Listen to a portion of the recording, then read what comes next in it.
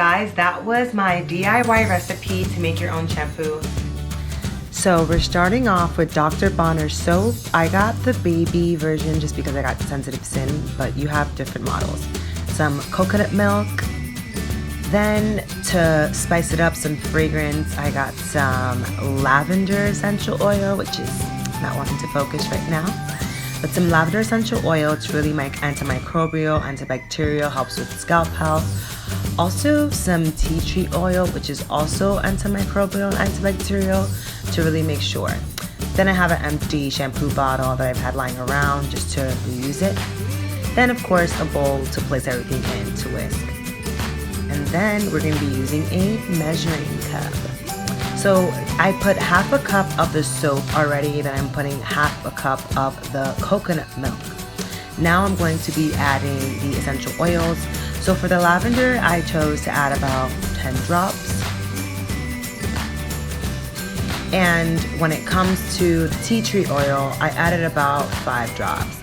I didn't want the tea tree to like overpower. It has kind of like a minty kind of smell to it, but otherwise it ended up smelling like super amazing and it was super relaxing. So I put everything in a bottle and I just shook it up. Also not pictured, I added some jojoba oil in it. And I want to show you guys here the lather because it's so sudsy and it was so great. Let me know how you guys like it. So guys, that was my DIY recipe to make your own shampoo. Something that I didn't picture was I later decided to add some oils in there. So I added about a 4th cup of oil. I did a blend of jojoba oil because jojoba really does replicate the natural sebum of the scalp, which is really good. I added some argan oil because I just love argan oil. It helps with softening the hair. And then I also added some castor oil to help strengthen the hair and like keep retention.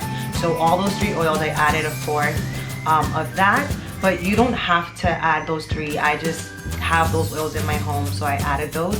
And I also added a little under a 4th of honey, just because honey has amazing properties too.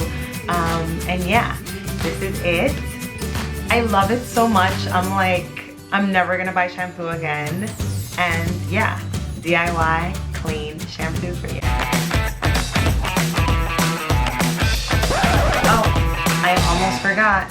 So another reason why I love that little concoction that I made is because it actually doubles as a soap. So it's a 2-in-1 and it helps really moisturize the skin, soften the skin, and so it does the hair to make sure you're clean.